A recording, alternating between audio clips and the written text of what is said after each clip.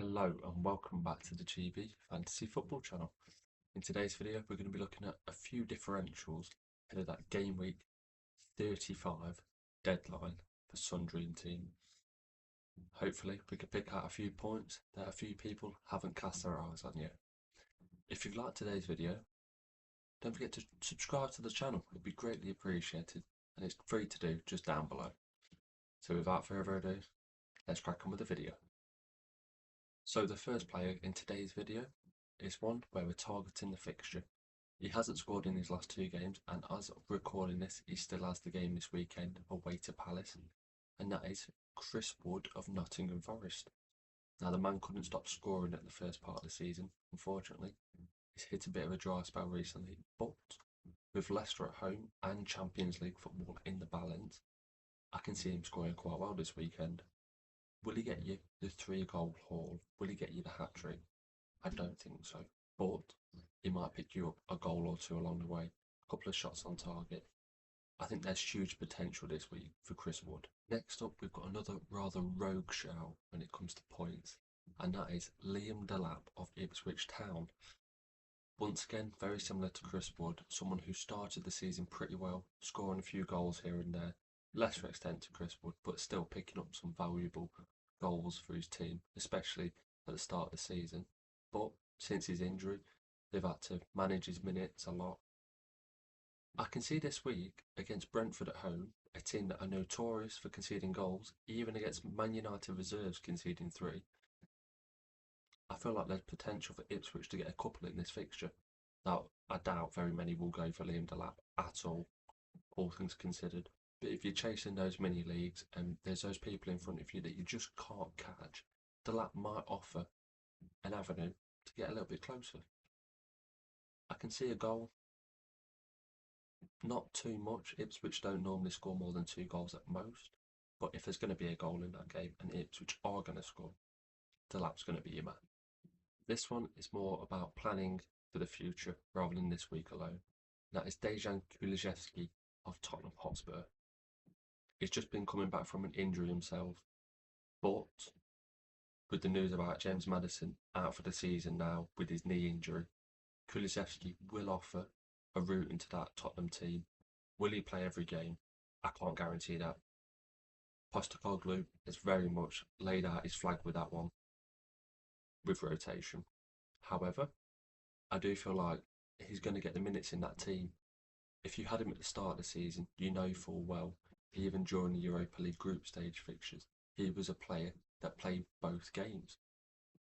I feel like towards the back end of the season, they're going to want to give him a few more minutes to get it in his legs for the Europa League final, if they get there, that is. He's a player that doesn't rely on goals and assists. He's got tackles, he's got bonus points. He's quite the complete package, points from all avenues. And I think Kulusevski will offer fantastic value if he's still struggling for budget, that is, and also fantastic route to points. Now this is a player that is very much slipped under the radar. I didn't play the game last year, but I've been told that due to West Ham's Conference League adventures last season, he was quite the player.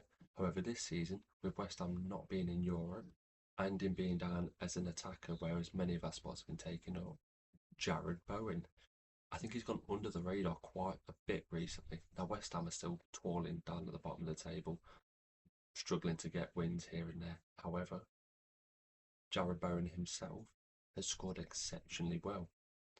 4 out of the last 6 game weeks, 10 plus points. And West Ham haven't been going crazy on the goals. He's just a player that is very, very good. This week he's got Manchester United away, and this will be a Manchester United team fresh off the back of their Europa League tie against Bilbao in the week. I can see more rotation for Manchester United, and if anyone like myself targeted United at the weekend, I went for Mbeumo. Brentford scored 4. Unfortunately, Mbeumo only got an assist out of those 4, but the potential was there, and I think once again West Ham could well get something out of this game. Jared Bowen, I think from this list today, is possibly the best asset differential-wise. Anthony Robinson of Fulham. At the start of the season, fantastic asset. the tackle monster as he was known.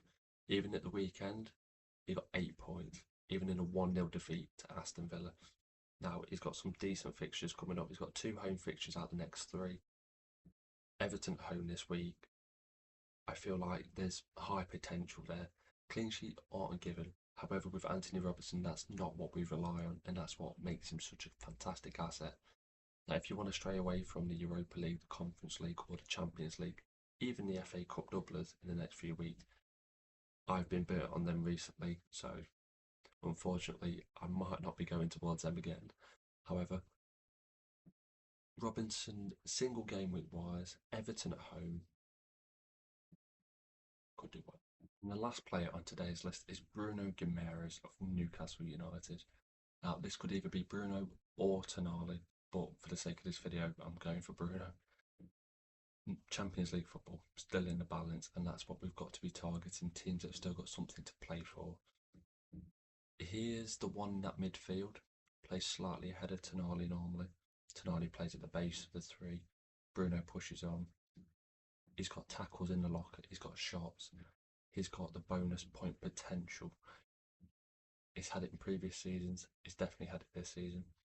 He might not score you the 15-pointer, but what Bruno will do is he'll get you the 5, the 6, the 7, even the 8-pointer from time to time. And that's what we need, the ones that tick over, the ones that keep the points coming in, even if they're blanking, for no goals or assists that week. If they can tick over at that manner, I think they're a good asset to have. Not explosive, but steady. And that concludes today's Game Week 35 big differential video. Now, if any of the players on today's list have snuck into your team, leave a comment down below on who you're bringing them in for. If you've liked the video, please like and subscribe as mentioned before. It'd be fantastic if you subscribe to the channel, greatly appreciated. Check the socials in the description below. We've got TikTok, we've got Insta, we've got X, we've got it all going on down there. And thank you for watching. There will be a new video very soon.